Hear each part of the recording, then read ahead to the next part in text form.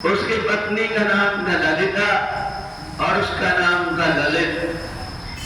वो दोनों परमात्मा की भक्ति तो करते थे, पर दूसरे व्यक्ति उसे घृणा किया करते थे। एक बार परमात्मा को क्रोध आया कि देखो, ये एक जगह मेरी पूजा करता है परमात्मा मान करके, और एक जगह मैं जिसके हृदय में विराजमान हूं उससे घृणा करता है।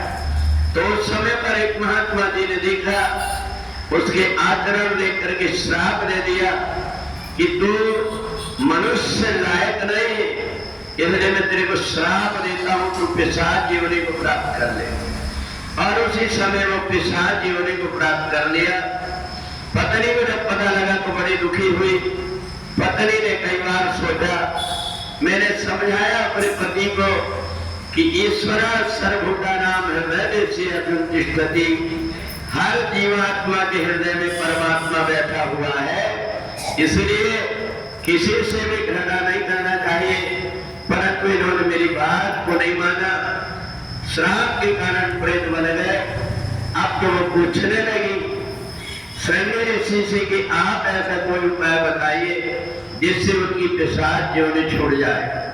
श्रृंगी ऋषि ने कहा, एक काम करो, चैत्र के महीने में भगवान राम के जन्म के बाद में जो एकादशी आती है उसको कामना एकादशी कहते हैं। उस कामना एकादशी के दिन प्रातः काल सूर्योदय के पहले उठ करके दैनिक क्रिया से निवृत्त होकर के भगवान नारायण का दर्शन करना, ओम नमो भगवते वासुदेवाय का जाप करना, पूरा दिन भगवान की याद करते हुए, रात्रि में भी भगवान की याद करते हुए, और जब प्रातः काल उठे तो एकादशी का जो कुछ पुण्य है अपने पति के नाम से हाथ में जल लेकर के संकल्प कर दे, इससे तुम्हारे पति की प्रेत योनि जो पिशाच बन गया वो योनि छूट जाएगी। उसने उसी प्रकार से किया, और जैसे ही संकल्प किया वैसे उसकी पिशाच योनि छूट करके फिर से गंधर्व हो गया।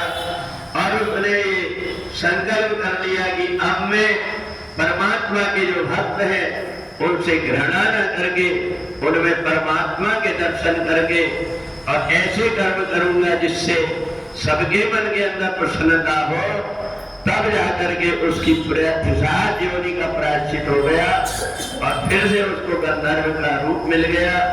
तो इसलिए भगवान कहते हैं अपने दिनचर्या को परमात्मा से जो जोड़ देता है उस व्यक्ति के सब प्रकार के कर्म पूजा बन जाते हैं। बोले वृंदावन बिहारी लाल